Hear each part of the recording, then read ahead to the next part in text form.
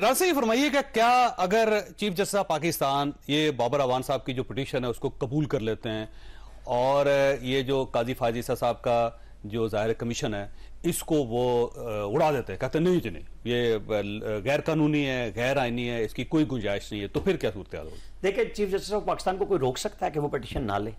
वो बेंच भी बना सकते हैं, इवन वो खुद भी बैठ सकते हैं, क्योंकि यहाँ पे कोई वो असूल मंतक की बात नहीं है। वो कहते हैं ये तो जज की मर्जी है कि वो रिक्यूज कर दे या वो बैठ जाए, तो वो कर भी सकते हैं, वो स्टे भी कर सकते हैं। लेकिन फिर जो मैं मुमकिन खतरा देख रहा हूं वो मैंने आपको पहले हिस्से में बयान किया, फिर वो जो गवर्नमेंट के ऑप्शंस हैं फिर वो सारे एक्सरसाइज हो जाएंगे। यानी गवर्नमेंट भी इस बात क्लियर है, उन्होंने बिल्कुल देखे, मेरा ख्याल है कि ये इंक्वायरी कमीशन बनाने का मकसद भी यही था कि अब सबको टेस्ट कर लिया जाए। पहले एक डाउट था कि शायद अगर एग्जेक्टिव ऑर्डर वापस ले लिया जाए और ये चीफ जस्टिस ऑफ पाकिस्तान घर चले जाएं तो उसके बाद काजी फायज ईसा साहब क्या ओथ लेंगे या नहीं लेंगे, लेकिन मेरा ख्याल है कमीशन के बाद ये फैसला हो गया कि वो ले ही लेंगे ओथ। मेरा ख्याल नहीं, देखे ना, वो जिस तरीके से उनके 2 रुकनी बेंच के फैसले को 6 रुकनी बेंच बना के और उसके अंदर वो फैसला जो माना कि नहीं है और फिर मान लिया जो 6 रुकनी बेंच ने, वो क्वेश्चन डाल रहे हैं अपने चीफ जस्टिस से कि आप क्या कर रहे हैं सीनियर मोस्ट जज के साथ। पहले एक बेंच जस्टिस गुलजार साहब की मौजूदगी में बना कि ये फलां केस नहीं सुन सकते, तो बाकियों के ऊपर क्या एतराज है?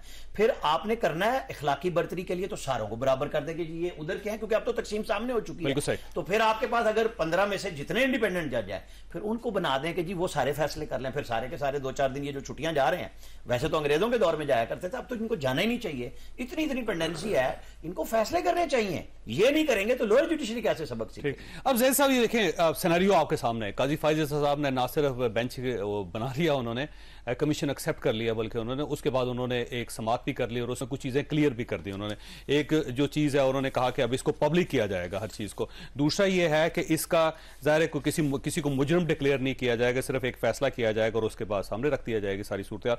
तो अब दूसरा फरीक जो है ना, जाहिर है वो भी स्टेक पे है, उसकी भी रिप्यूट इज्जत स्टेक पे है, तो अब ये लड़ाई तो बहुत मेरा खौफनाक सूरत अख्तियार कर गई है जी। और ये बद से बदतरीन होती चली जाएगी जब तक, जैसे मैंने पहले गुजारिश की कि जब तक बड़े बैठ के बगैर कैमरास के, बगैर टिकर्स के, बगैर सोशल मीडिया के, व्हाट्सएप के, एक दूसरे के सामने आमने सामने बैठ के आंखों में आंखें डाल के और ये फैसला करें, इसलिए नहीं कि वो एक दूसरे से मोहब्बत करते हैं या एक दूसरे के बहुत वो अच्छे मोहसिन हैं या करीबी दोस्त हैं या रिश्तेदार हैं, अजीज हैं, लेकिन इसलिए कि जिस निज़ाम के वो सबसे ज्यादा बेनिफिशरी हैं। देखिए चौधरी साहब, हम अपने अपने तौर पे हम चारों, लेकिन ख़ास तौर पे रियासत के जो अहम तरीन ओहदेदारान हैं वो इस मुल्क के सबसे ज़्यादा खुशकिस्मत लोग हैं और उनके ऊपर जिस तरह की जिम्मेदारी आयद है वो एक आम शहरी पे जो जिम्मेदारियां हैं उससे कहीं बढ़ के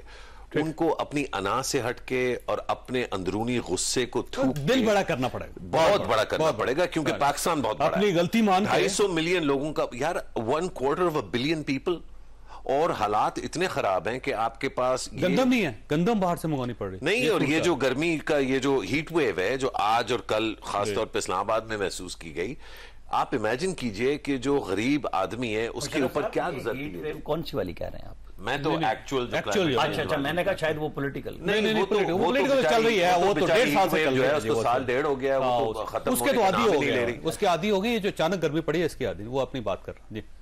तो मेरा ख्याल है कि इनको भी बात करनी पड़ेगी एक दूसरे से, अपना सियासतदानों को भी एक दूसरे से बात करनी पड़ेगी, जिसमें जो एक्स फैक्टर है वो खान साहब का है, क्योंकि वो किसी को मानते ही नहीं है कि कोई बात करने के काबिल है। और तीसरा जो बड़ा सवाल है वो ये कि फौज जो है उसमें अगर कोई बहुत सख्त नाराजगियां या तलखियां हैं भी तो उनको भी थोड़ा बहुत दरगुजर और मामलात को ठंडा करना चाहिए, बजाय इसके कि जो 9 मई को हुआ उससे वो इंतशार के आलम में आके और इस तरह के फैसले करें जिससे अवाम फौज से दूर होती है या जिससे हमारे आईनी हुकूक जो हैं, हमारे शहरी हैं ना, फॉर एग्जाम्पल आपको अच्छी तरह इल्म है, बहुत सारे जो पीटीआई के दोस्त तो नहीं कहना चाहिए लेकिन जो शहरी हैं पाकिस्तान के, वो उनका बयानिया मेरे बयानिया में बहुत ज्यादा तजाद है। वो होता है लेकिन क्या इसकी वजह से इसकी वजह से उनके बेचारों के हुकूक पामाल हो जाने चाहिए कि एक ये इन्होंने इमरान रियाज का नाम इसलिए, और मैं समझता हूँ नाम लेना बड़ा अहम है और बड़ा जरूरी है इस मुल्क में जो ऑलरेडी हो चुका है। देखिए इमरान रियाज के साथ जाती आपको उनके नजरिया से इख्तलाफ हो सकता है, एक जर्नलिस्ट है, लेकिन वो शहरी है और वो शहरी है, उसको उसके हकूक मिलने चाहिए। और अगर वो किसी जगह गिरफ्तार किया गया तो उसकी गिरफ्तारी खत्म करके उसको कोर्ट में पेश करना चाहिए। उसके ऊपर कुछ चार्जेस हैं तो चार्ज फ्रेम करें और उसके मुताबिक मैं तो अगर आप माफ करें चौधरी साहब, मैं तो इससे आगे भी जाऊंगा कि मैं नहीं समझता कि इसमें कतई भी आर्मी एक्ट के लागू होने की जरूरत है या बनती है। देखिए, जो पाकिस्तान पीनल कोड है उसमें बहुत गहराई से जितने भी ये मामलात हैं, मतलब साफ लिखा इस लेवल पे इसलिए आए हैं कि अदालतें छोड़ देती हैं, कहते हैं छोड़ देती हैं। लेकिन अदालतें तो चौधरी साहब देखें, लेकिन देखें, हमें जज्बात में आके फैसले जब हम करते हैं तो गलत फैसले हो जाते हैं। क्या और जितने इदारे हैं, जितनी इमारतें हैं, जितने हुकूक हैं लोगों के जो पामाल हुए हैं इससे पहले, मसलन के 52,000 केसेस हैं सुप्रीम कोर्ट पे। पेंडेंसी की बात की राणा साहब ने, 52,000 केसेस, 4.5 लाख है। अच्छा, इमरान खान का केस निकालने का आता है तो रात को 12 बजे कोर्ट जो है बैठ जाती है, उनको वापस रिहा करने का आता है तो वो 4:30 बजे जो है वो 6:30 भी हो जाते हैं, लेकिन किसी तरह रिहा करने।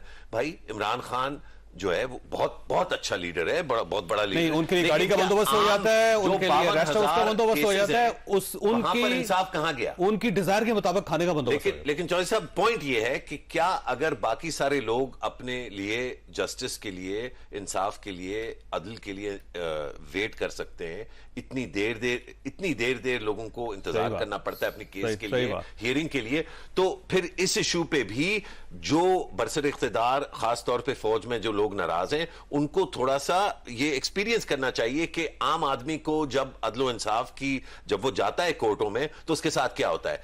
जब तक हम एक लेवल प्लेइंग फील्ड पे नहीं आएंगे तब तक हम एक दूसरे की तकलीफ को महसूस नहीं कर पाएंगे। होगी ज्यादा। ये जो कह रहे हैं ना, मैं जज्बाती हुए बगैर वो बात करता हूं, क्योंकि मुशर्रफ साहब कह रहे हैं कि फौज को जज्बाती नहीं होना चाहिए। इस मुल्क के मिलिट्री इंस्टॉलेशंस पे आम आदमी क्यों हमला करता है? हाँ। उसको किसने उकसाया? चले आम आदमी को छोड़ दें, वो लीडरशिप अब क्यों? पहली बात तो ये कि क्या वाकई वो आम आदमी है? उनके लिए चंदा इकट्ठा करने के लिए तैयार है, उनको ओन करने के लिए तैयार नहीं है, उनकी जमानतें मुकम्मल कार्रवाई करें सर। नहीं, देखे ना, लेकिन आर्मी एक्ट पे क्यों? देखिए, और दूसरा जो शोहदा की यादगार है उसके ऊपर हमला करें। आपके लीडर को पकड़ा जाएगा तो आपने सिर्फ मिलिट्री पे जाना है। क्यों नवाज शरीफ क्यों नहीं गया GHQ जब उसको नायल करार दिया? ये हर एक का हक है। इसमें तो आपको ऑलरेडी पता है कि अगर इमरान खान किसी की रेड लाइन है तो पाक फौज और ये मुल्क भी रेड लाइन है। अल्लाह माफ करे, मेरे लिए ये इसका फर्क रखना चाहिए। वैसे मेरे लिए इमरान खान रेड लाइन नहीं है, मेरे लिए सिर्फ पाकिस्तान रेड लाइन है। लेकिन पाकिस्तान में जो तफरीक है कि कुछ जो है वो शुद्ध हैं और कुछ जो है वो पुरवितर और पाक हैं, ये नहीं हो सकता। ये सब पाकिस्तानी है, सब इदारे जो है वो अपना एहतराम के मुस्तहक है।